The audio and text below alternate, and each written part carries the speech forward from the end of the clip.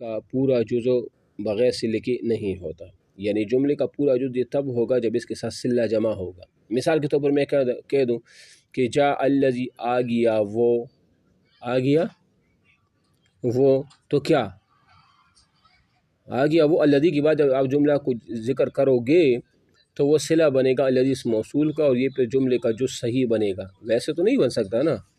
تو یہ کیا ہے، تو یہ کہتے ہیں کہ اسم موصول وہ اسم ہے جو جملے کا پورا جز بغیر صلے کے نہیں ہوتا، اور صلہ جملہ خبریہ ہوتا ہے، اور جو صلہ ہوگا نا اس کے بعد الذی کے بعد جو ذکر ہوگا وہ جملہ خبریہ ہوگا، اور پھر جملہ خبریہ کے اندر ایک ضمیر ہوگی، اور وہی ضمیر اس اسم موصول کی طرف راجع ہوگی، لوٹتی ہوگی۔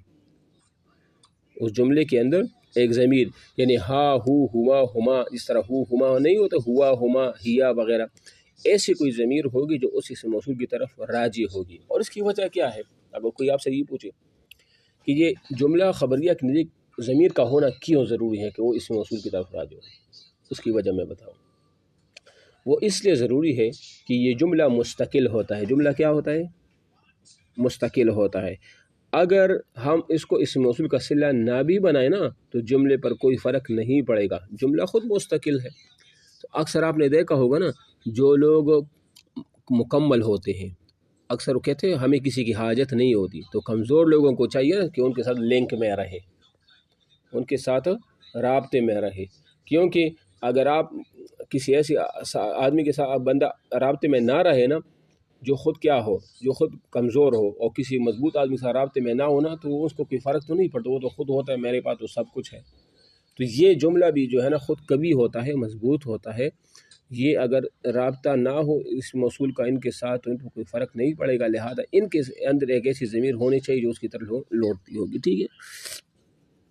تو انہوں نے مثال دی ہے جو ہجا الذی، آ گیا وہ آدمی، ابو ہو جس کا باپ جو ہے نا وہ عالم ہے۔ اب دیکھو ابو ہو، یہ جو ابو ہو ہے، جو ہا ضمیر ہو، ہا پیش ہو جو ضمیر ہے، یہ الذی کی طرف راجع ہے۔ کس کی طرف راجع ہے؟ الذی کے، اور الذی اسم موصول ہے، اور یہ پورا ابو ہو عالم مبتدا خبر، یہ سارا کا سارا جملہ خبریہ بنتا ہے، اور پھر یہ صلہ بنے گا الذی کے لیے، الذی اسم موصول اور اپنے پوری جملہ صلہ کے ساتھ، یہ پھر فاعل بنے گا جا کے لیے، اور جا اپنے فعل اور فاعل کے ساتھ جملہ فعلیہ خبریہ بنے گا، سمپل سی بات ہے، ٹھیک ہے۔ یہ تو ہو گیا اسماء اشارات، یہ پھر کل پڑھیں یا پڑھوں ابھی؟ چلو، اور آج کلاس